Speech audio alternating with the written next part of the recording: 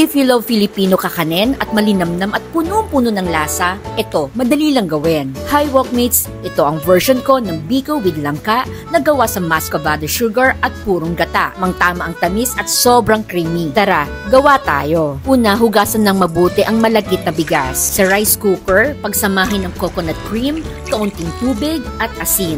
Lutuin hanggang lumambot at maabsorb ng bigas ang gata. Habang inaantay natin maluto ang ating malagkit na kanin, magluluto tayo ng latik. In a wok or pan, maglalagay tayo ng pure coconut cream over low heat. Stir occasionally. Hayaan natin kumulo hanggang sa maging golden brown na ang latik.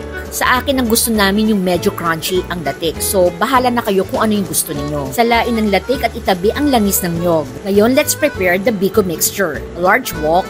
Heat the coconut oil from the latik, add pure coconut cream, muscovado sugar, and cook until dissolved. Tapos ilagay na natin ang hiniwang langka. Langkang ito ay binili ko na nasa bote na may syrup. Maglalagay tayo ng konting syrup ng langka for added flavor. Haluin lang natin at pakuluin. Ilalagay na natin ang nilutong malagkit na bigas. Haluin mabuti hanggang sa kumapit ang ating mixture at matuyo at maging malapot ang biko. Ayan, ang dali lang gawin at luto na siya. Lagay ang biko sa isang lalagyan and flatten evenly. Palamigin muna natin bago hiwain. And top with latik for that final touch. Tag your friends and share this biko recipe. Serve and enjoy. See ya!